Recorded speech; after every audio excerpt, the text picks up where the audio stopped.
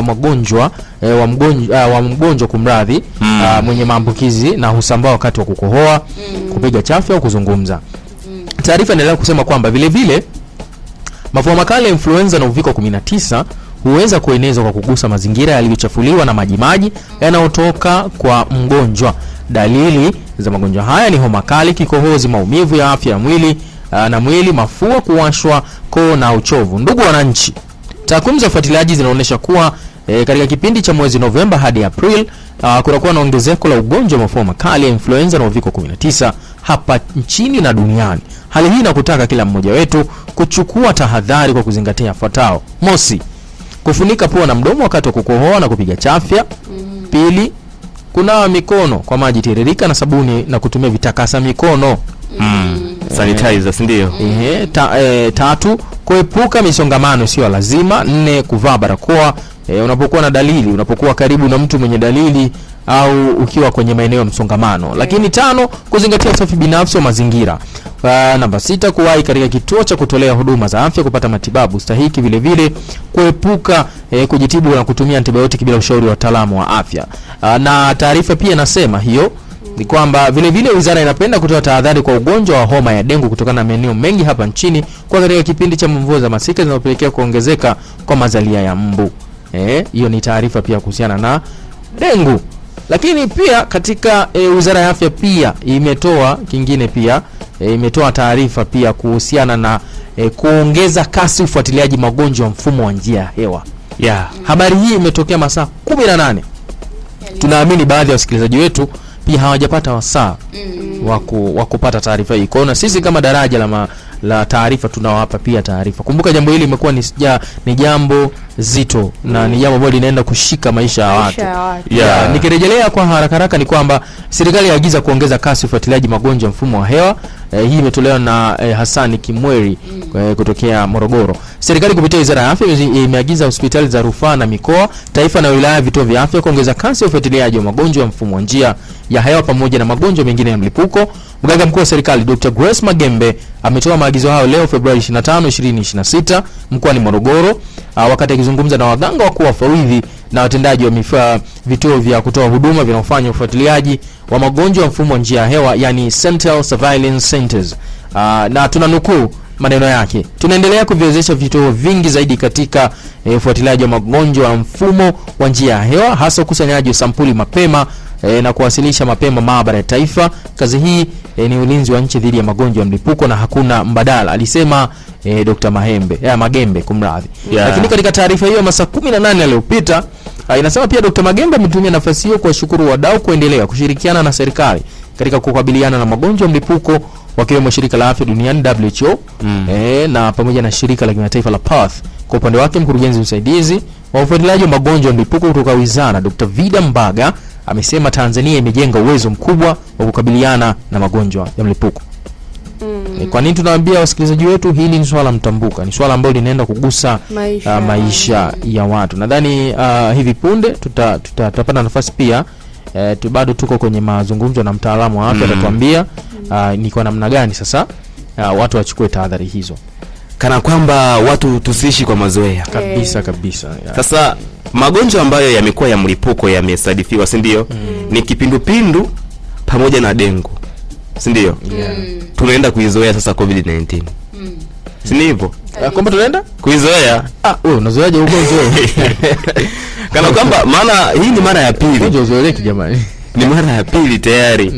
Na hapo kwenye hatua za kuzingatia ili kuweza kuepuka bwana. Sasa mimi nikaa nawaza ikitokea labda kuhusu swala la kuvaa barakoa. Humu ndani tutakuwa tunaongeaje? Sasa hilo ni jambo lingine. Lakini vile vile msikilizaji wa Domeko FM 108.0, basi unaona nafasi na wewe hata kutoa hata kwa ushauri fulani, au ni kwa namna gani na wewe hii taarifa umeipokea kupitia nambari za simu 0766 4493 mwisho 20, 0766 4493 mwisho 20. Hiyo ndiyo nambari ya simu ambayo unaweza ukachangia ujumbe mfupi kupitia nambari za simu hizo. Lakini bila kwa sababu bwana, tunatakiwa tukachanje.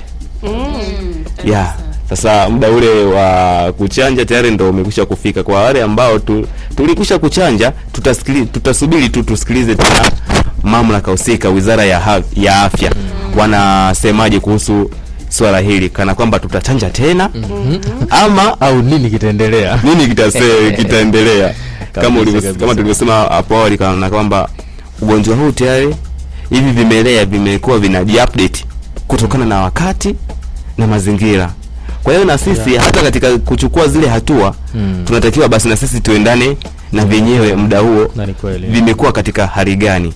Bila shaka Wizara ya Afya itatupa hizo taratibu za kuweza kufuata. Sasa cha kukumbusha tu wasikilizaji wa Domeko FM ni kana kwamba kuendelea tena kuzifuatilia zile kwa karibu na nawe makini pia kujikinga na kutumia nafasi hiyo. Sasa tulikuwa na mtaalamu wetu ambaye tulipanga kuweza kuongea naye ili aweze kutupa hoja 2-3 kutokana na ugonjwa huu ambao umeonekana kurudia tena, lakini mpaka hivi sasa bado hajapokea simu, lakini pale mambo yatakavyokuwa sawa basi tutaweza kukujulisha na kuongea naye ili aweze kutuambia. Lakini wasikilizaji, cha kuwasisitiza tu ni kuendelea kusikiliza ushauri kutoka kwa Wizara ya Afya husika, kwa kuendelea kukaa karibu na redio, lakini vile vile kama wale ambao wakutumia simu janja kuweza kutumia vizuri, kuenda katika zile peji husika za Wizara ya Afya ili kujua kwa wakati huo nini kinaendelea na wizara inasema nini, inatusisitiza nini kutokana na uwepo wa ugonjwa huo wa uviko 19, lakini vile vile kipindupindu na dengu. Tusiishi kwa mazoea kana kwamba huu ugonjwa ni wa kawaida. Mafua haya ni ya kawaida bwana. Mwezi wa 11 zile unajua bwana, tunapitia vipindi vingi vya maisha, masika, kiangazi, mvua nyingi, mvua chache sana. Sasa watu tumezoea kana kwamba wanasemaga hakuna masika yasiyokuwa na mbu. Sasa wanasema hawa mbu ndo wanaleta huu ugonjwa. Bila kusahau kana kwamba kuna vitu vingine ambavyo vinasababisha ugonjwa huu kuenea, hususani wa uviko 19. Tutakiwa tuchukue hatua, hususani kuendelea kunawa, kuweka maji safi, yale maji tiririka pamoja na sabuni, lakini bila kusahau kuvaa zile barakoa. Kuepuka mikusanyiko ambayo isiyokuwa ya lazima, si ndio?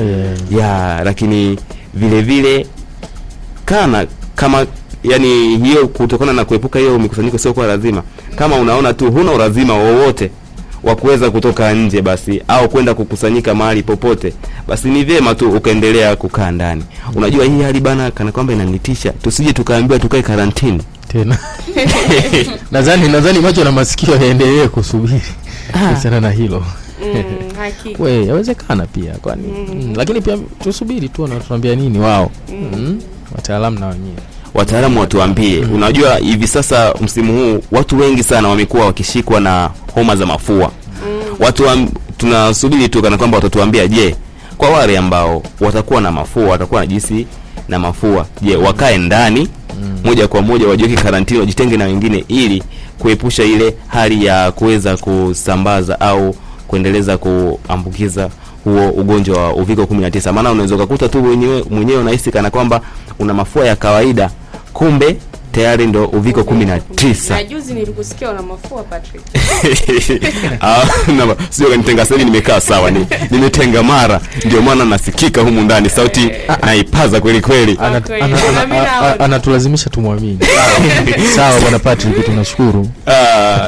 Yani juzi ndio nilikuwa ni dalili fulani hivi za mafua. Lakini baada ya kukaa kidogo tu nahisi tu ni hali ya hewa ya hivi sasa, si ndio? Mbona kama unitetea sana Patrick? Nitafuata utaratibu wa kutembelea kituo cha afya mara baada ya hapa. Si ndio? Kumbe ulikuwa hujaenda. Ndio mambo sasa. Nilitumia zile dawa ambazo nadhani hilo ulisema bwana Patrick. Pia tuwahimize tena wasikilizaji wetu kwamba unapojisikia hali yoyote, taarifa imeleta mengi, sawa, kwa unajisikia chochote kile, basi usisite kufika kwenye kituo cha afya kilicho karibu na wewe, basi uweze kupata jambo hilo moja. Sasa bwana, kuna takwimu za kuhusiana na hii hali bwana Ibra. Naam, hebu tujuze kuhusiana na hizo takwimu kwamba kana kwamba zinasemaje?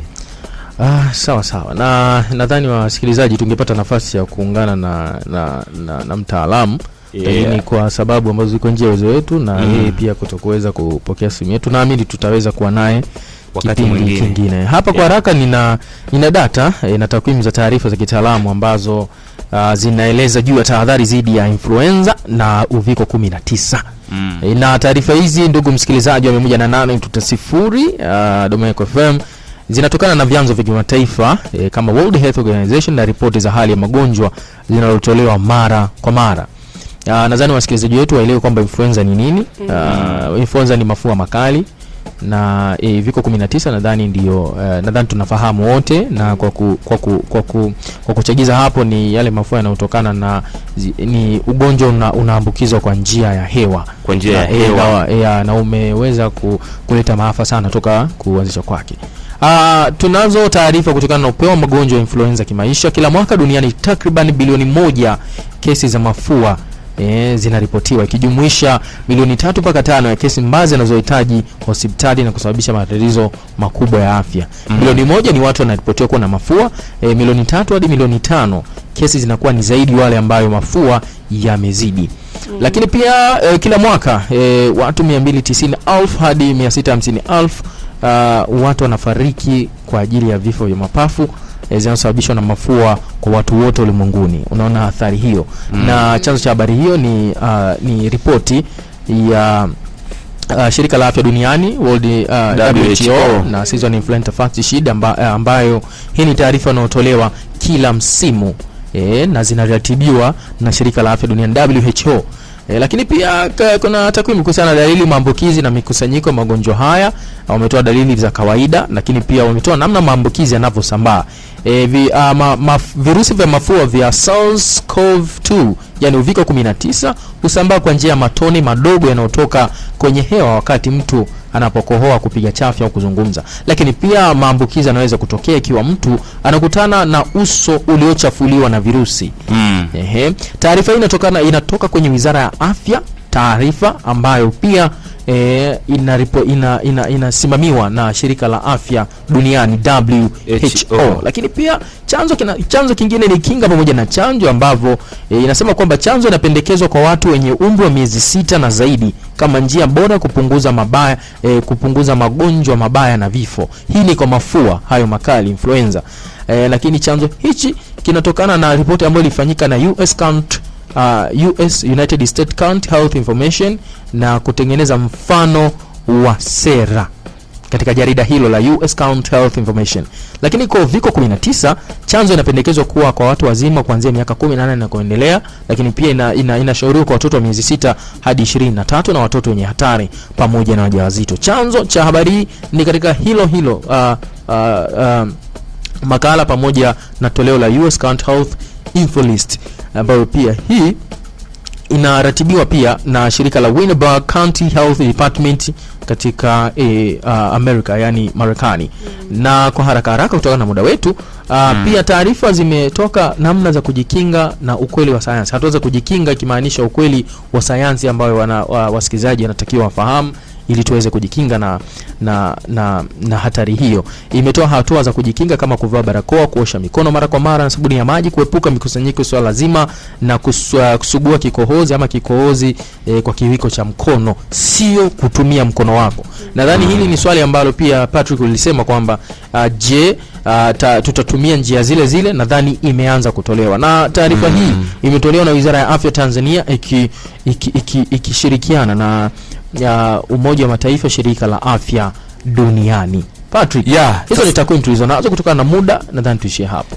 Sasa mpaka kufikia hapo tunafikia tamati ya mada ambayo tulikuwepo nayo siku ya leo. Ulikuwa nami Patrick Saya kuanzia yale majira ya saa 12:30 za asubuhi, lakini vile vile tulikuwepo katika kuzichambua zile kurasa za mbele za magazeti pamoja na zile kurasa za nyuma za magazeti. Alisikika hapa Mohamed Mresa, lakini vile vile alisikika hapa